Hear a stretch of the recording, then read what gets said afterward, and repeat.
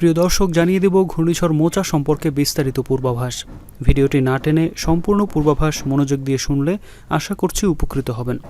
দর্শক, আপনারা অনেকেই হয়তো শুনেছেন যে চলতি মে মাসের দ্বিতীয় সপ্তাহে একটি ঘূর্ণিঝড়ের আশঙ্কা করা হচ্ছে, যার নাম হতে পারে ঘূর্ণিঝড় মোচা। কথাটা কতটুকু সত্যি, আসুন বিস্তারিত জেনে নিই। আবহাওয়ার বিভিন্ন মডেল এবং পূর্বাভাসগুলো গত কয়েকদিন ধরে আমি পর্যবেক্ষণ করছি এবং এই পর্যবেক্ষণ করে আমি দেখতে পেয়েছি যে চলতি মে মাসের দ্বিতীয় সপ্তাহের শেষের দিকে, অর্থাৎ মে মাসের 13 থেকে 15 তারিখের মধ্যে বঙ্গোপসাগরে সত্যি একটি ঘূর্ণিঝড় তৈরি হওয়ার সম্ভাবনা রয়েছে এবং এই ঘূর্ণিঝড়টি 13 থেকে 15 তারিখের মধ্যেই ঘূর্ণিঝড়ের রূপ নেওয়ার প্রবল সম্ভাবনা রয়েছে। সুতরাং আমার দেখা পূর্বাভাসের বিশ্লেষণ মতে এই ঘূর্ণিঝড় হওয়ার সম্ভাবনা প্রায় 100%। তার মানে ঘূর্ণিঝড় বঙ্গোপসাগরে তৈরি হতে চলেছে এবং এই ঘূর্ণিঝড় আসছে, এটা ধরে নিন। 12 মে তারিখ থেকে বাংলাদেশের আকাশে এই ঘূর্ণিঝড়ের মেঘ প্রবেশ করতে পারে এবং এই মেঘের প্রভাবে বিভিন্ন জায়গায় বৃষ্টিপাত শুরু হতে থাকবে। ঘূর্ণিঝড় মোচা হতে পারে প্রবল ঘূর্ণিঝড় এবং প্রতি ঘন্টায় এর বাতাসের ঝড়ের শক্তি হতে পারে প্রায় 130 থেকে 150 কিলোমিটার পর্যন্ত। যেহেতু ঘূর্ণিঝড় মোচা আসতে চলেছে, তাই জেনে নেই এবার যে এটি কোন দিকে যেতে পারে। আজ মে মাসের 2 তারিখ সর্বশেষ পূর্বাভাসের আপডেট তথ্য অনুযায়ী এই ঘূর্ণিঝড় আসার সম্ভাবনা সবচেয়ে বেশি রয়েছে বাংলাদেশে। কেন বাংলাদেশে আসার সম্ভাবনা সবচেয়ে বেশি? কারণ পূর্বাভাসে এমনটাই দেখাচ্ছে এবং বিশেষ করে বাংলাদেশের খুলনা, বরিশাল এবং রাজশাহী বিভাগের জেলাগুলোতে সবচেয়ে বেশি পরিমাণ ঝুঁকিতে রয়েছে।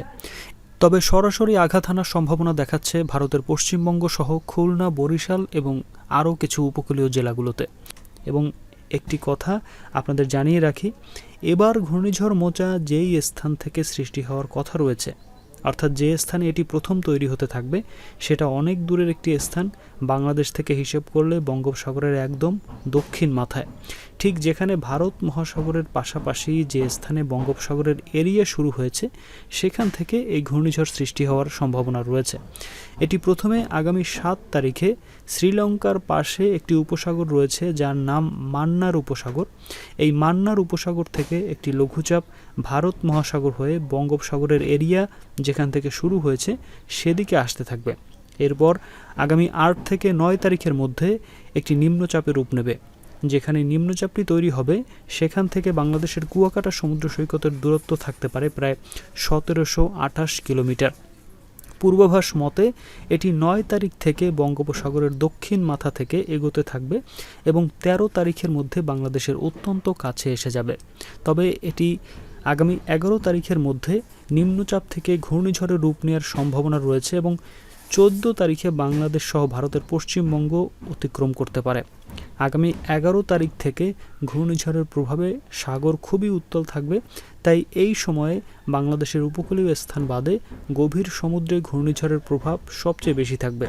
তাই এই সময়ের মধ্যে কোনো মাছ ধরার নৌকা বা ট্রলার যেন সমুদ্রের গভীরে না যায়, সেজন্য এই চ্যানেলের পক্ষ থেকে বলা হলো।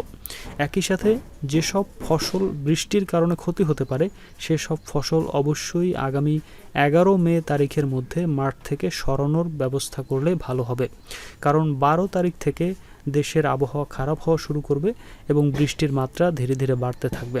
খুলনা বিভাগের সুন্দরবন সহ আশেপাশের এলাকাগুলোতেও এই ঘূর্ণিঝড়ের ব্যাপক প্রভাব পড়ার সম্ভাবনা রয়েছে। এই ঘূর্ণিঝড় বাংলাদেশ দিয়ে অতিক্রম করলে এটি সোজাসুজি দক্ষিণ দিক থেকে শুরু করে খুলনা, বরিশাল, রাজশাহী অতিক্রম করে এমনকি রংপুর এবং ময়মনসিংহ পর্যন্ত যেতে পারে। তবে উত্তরাঞ্চলের বিভাগসমূহ কিছুটা কম ঝুঁকিতে রয়েছে। এটি বাংলাদেশে আঘাত আনার সম্ভাবনা দেখাচ্ছে আগামী 14 তারিখে, বিশেষ করে দুপুর থেকে রাতের মধ্যে, অর্থাৎ 14 তারিখেই আঘাত আনার সম্ভাবনা সবচেয়ে বেশি। তবে এই সময়ে কিছুটা আগে পিছিয়ে হতে পারে, এটা নির্ভর করবে ঘূর্ণিঝড় সৃষ্টি হওয়ার পর এটির গতির উপর। তবে যেহেতু এখনও পর্যন্ত ঘূর্ণিঝড় তৈরি হয়নি, তাই এটি এখনও পর্যন্ত শতভাগ নিশ্চিত করে বলা যাচ্ছে না যে এটি বাংলাদেশের দিকেই আসবে।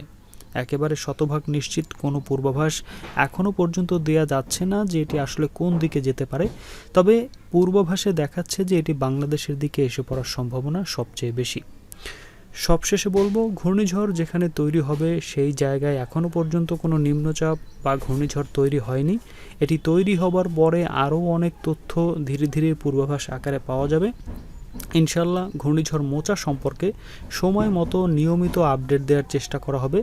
তাই কোনো আপডেট মিস না করতে চাইলে এক্ষুনি সাবস্ক্রাইব করুন এবং মনে রাখবেন বেল নোটিফিকেশন চালু করে দিন, যাতে আমি কোনো পূর্বাভাস ছাড়া মাত্রই আপনারা সরাসরি সেটি নোটিফিকেশন আকারে পেয়ে যান।